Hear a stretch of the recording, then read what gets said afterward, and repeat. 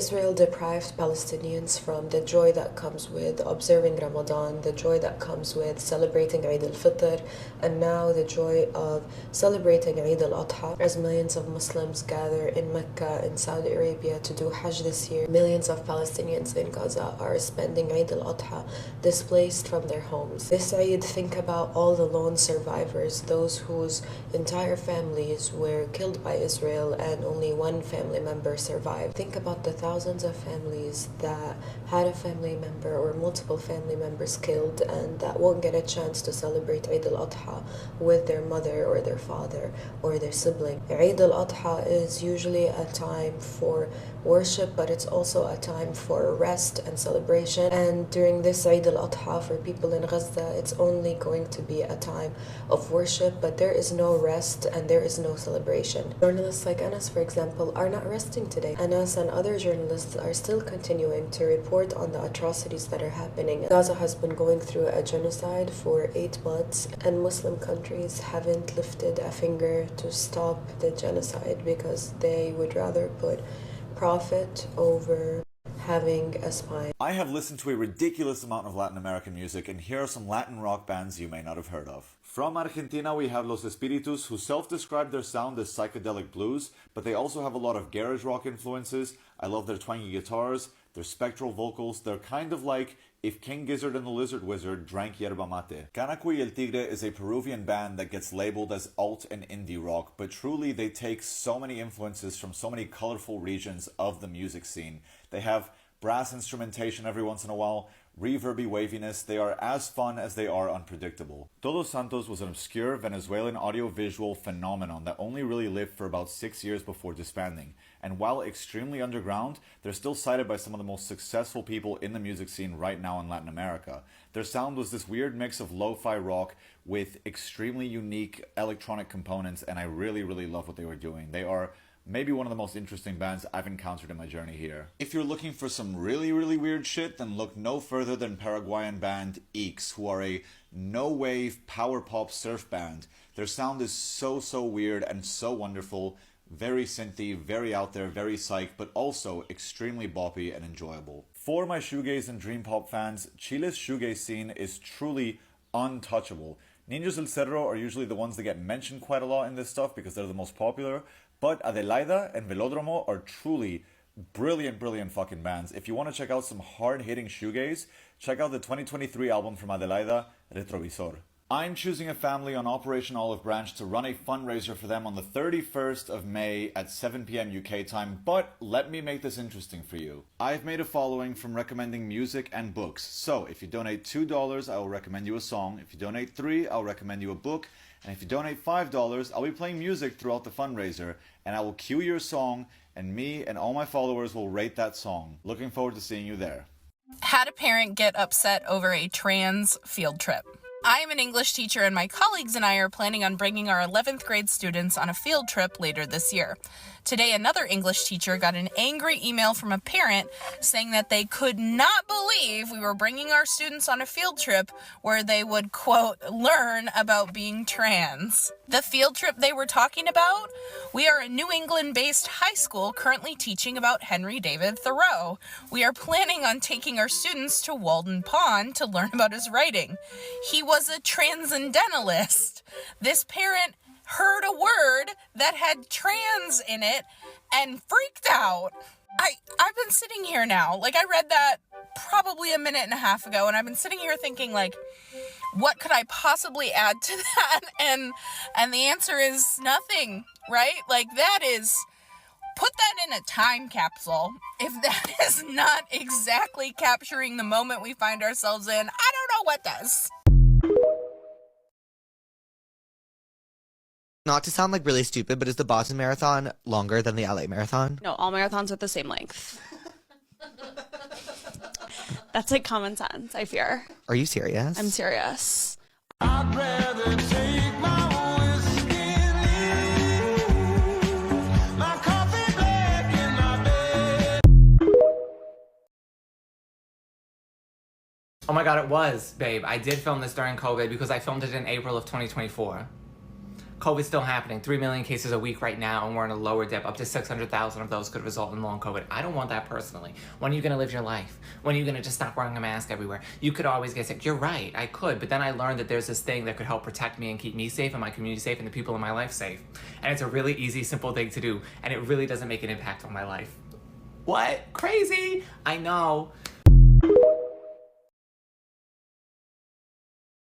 Trans men are more likely than any other LGBTQ plus person to end their lives, be isolated, be depressed, and we're here at Camp Lost Boys, which is one of the world's only spaces dedicated for trans men finding community. And I'm here with Rocco, who started the most beautiful place I've ever been in my whole life. I started my transition in 2000, and I fell out of community in some ways around 2015, and I felt desperate to get back into community. So I started Camp Lost Boys with a couple other guys, thought that it would be a nice retreat for other people, and it totally transformed my life. I'd never been in a space that was exclusively for trans men, and it was the most healing environment that I've ever been a part of. This is one of the ways that we can stop losing trans men. Like, 100%. to be so real, Yeah. we are dying, and we need to end trans men feeling isolated and alone, and like they can't have community and they can't have support. So Camp Lost Boys is fundraising, right? Correct. We are trying to raise $50,000. We gave about $50,000 of scholarships away this year. That means 130 guys came on some subsidized spot, and we would love to be able to do more. One of the central missions of camp is that no less than 35% of the attendants be men of color. We're constantly working to increase that number because the most marginalized people in our community need this space more than anyone else. Them plus senior men, we're constantly working to increase the numbers. One, for them, and two, so that younger guys can see that they can live to an old age. Please donate to the fundraiser. Every donation is matched, so if you only have $1 to give, somebody will give another $1. And we love them for that. It's your opportunity to give back to something that could literally change and save a trans man's life. All right, people, we need a new insecurity to feed to the young girls of the world. What do you got? Love handles. We did that in the early aughts. What else? The dimples in your back at the bottom of your spine? One Direction did that in 2012. Come on, people, look alive. Facial harmony. What did you just say? Facial harmony? Good, bad, facial harmony? What does it mean? It mean, nose, good, eye, good, nose, eye together, bad. I don't understand.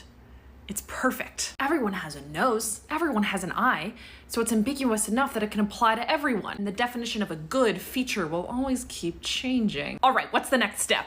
Make the girlies on the apps make videos about good, bad facial harmony. Good. Make people Google facial harmony and find AI generated article. Come on. Make everyone miserable, make everyone get injectables, make everyone get Botox. What's the last step? This is how we make girl miserable forever. Girl face will never be good enough. Girl live in prison forever? We make girl obsess over her face every day until she dies. We've done it again. This comment is transphobic as hell. I look like if Film Cooper was a woman. Film Cooper is already a woman. She's a beautiful woman, and God bless Marsha P. Johnson, and how dare you misgender her. Is this joke still relevant? Are we still hating on Film Cooper? Also, I'm prettier than Film Cooper, so...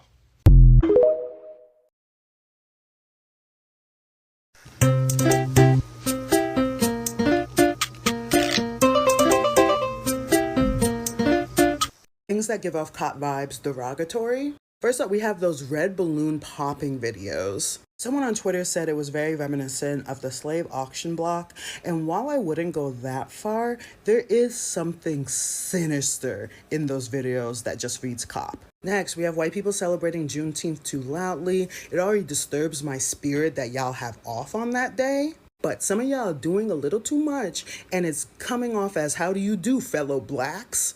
Very cop-like. Next, we have Chappell Roan haters. I'm not even like a mega fan, but you can't look at what this woman is doing and go, that's bad. She ain't done shit to none of y'all but stand on business and sing about loving women.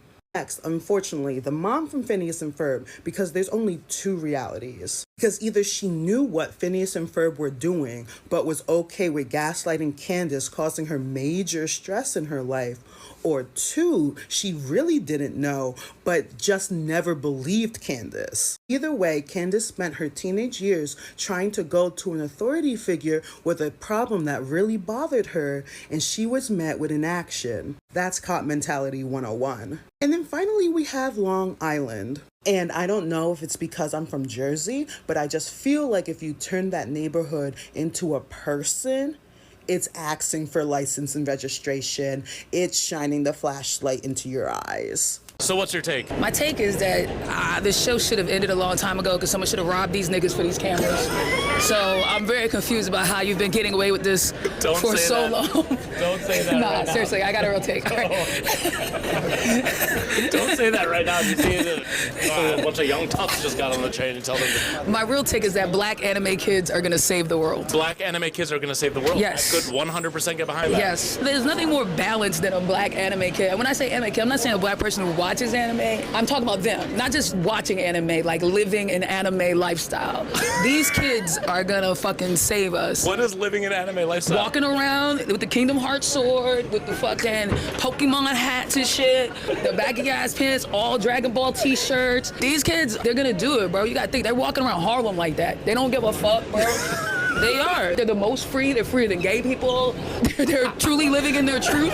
Black people are making fun of them. White people are making fun of them. Gay people are making fun of them. So they see that everybody is a piece of shit, but they also live in harmony of it because they live by the principles of anime. Are you a black anime kid? No, not at all. I have a life, but I have a high level of respect. You think that they're gonna save the world? Yeah, bro. They're gonna solve climate change? They're gonna do all that shit because they care about all that shit because they watch anime, so they care about the earth, they care about energy, they care about people. This is so fucking crazy and so true. You have to understand, like, they're watching Spirited Away and that shit is entering their soul.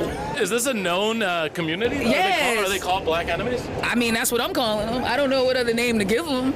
You know what I mean? I'm trying to think of a name. Yeah, you can't call them little nigga animes. You could, but I like black anime better. I support this. You do? 100% agree. Awesome. So New York and California want to ban masks. Some of the most populated places in the United States during a pandemic that is not over, but that they just want to conveniently ignore. Disabled people across the country being kicked out of doctors' offices and hospitals and fighting with their care providers over masks because they don't want their lives in danger because you all decided to move on but not give a fuck.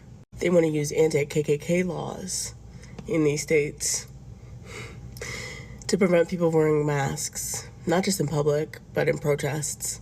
And everybody wants disabled people to just stay home, not live their lives, because yours are more important.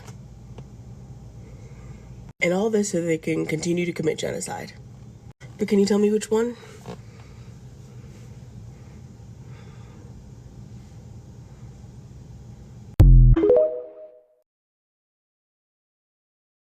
Hey guys, so I've noticed many people have been doing sign language covers in ASL and then tagging me in the comments, and I love it. It makes me so happy. And I've noticed this one common thing with these people doing these sign language covers, and is that they're seeing other people's videos that have interpreted the covers before, and then they're copying the exact signs of that video without giving credit where credit is due. And that's fine if you just want to copy someone else's interpretation, but don't not leave them out of the comments. Tag them, because technically you're stealing their work. And interpreting a song takes so much work because you have to look at the English and figure out the concepts, and then you have to interpret it into ASL. Like, for example, the last song I just interpreted, even though the video itself is 30 seconds long, it took about 4 to 5 hours just to do. So for someone else to just copy my video exactly or someone else's video exactly without giving credit, that's our baby, that's our work. So please give credit to people's interpretations. And there's not just one interpretation. I think that's where people get confused.